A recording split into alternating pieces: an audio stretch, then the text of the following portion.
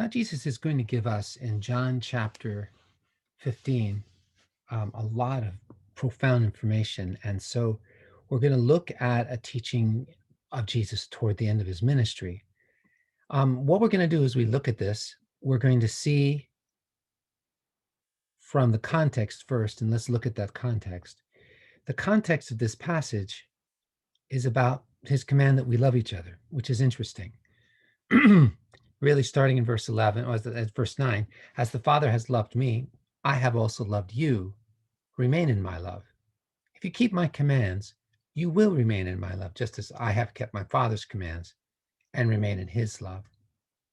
I've spoken these things to you so that my joy may be in you and your joy may be made complete. This is my command. Love one another as I have loved you. So the context before is about the fact that Jesus has loved them. He wants them to remain in his love, and he wants them to love others.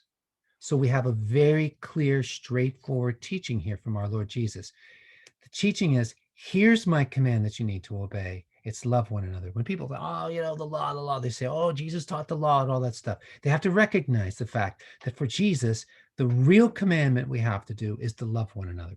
That's it. If we're not loving each other, then we're not fulfilling his commands. You can do anything you want to do. All that ritual stuff makes no difference if you're not loving.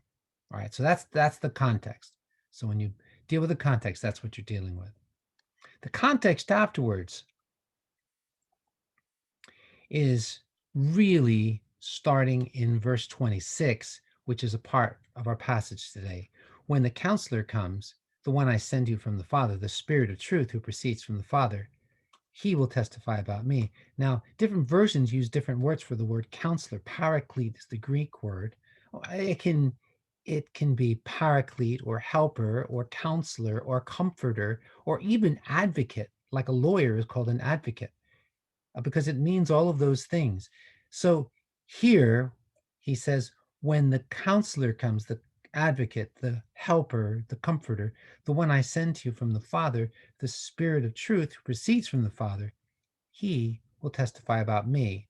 You will also testify because you have been with me from the beginning. And what sounds like a really great and exciting thing all of a sudden becomes very threatening, because the very next verse, I have told you these things to keep you from stumbling. They will ban you from the synagogues. A synagogue is basically like a Jewish church, basically. A time is coming when anyone who kills you will think he's offering a service to God. So Jesus here is promising persecution. So the context is before the command to love one another. The context is afterwards that persecution is coming. So this gives us a basic general idea of what we have going on in this particular passage. It's not just about persecution, but the second part of it, the part afterwards, is about persecution. And the passage we're looking at is obviously also about persecution. So let's look at the persecution here for a minute. Obviously, I'm not going to say that much. I gave you the context, and that's the main thing that you need. That's harder to do. But I just want to point out one thing here. Verse 19, if you were of the world would love you as its own. However, because you are not of the world, because I have chosen you out of it, the world hates you.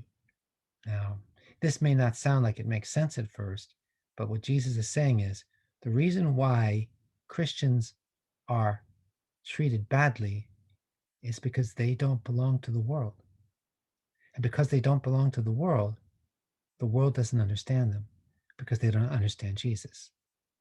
And so, really, when they do bad things to you on account of Jesus' name, it's because they don't know the one who sent him. They don't know God.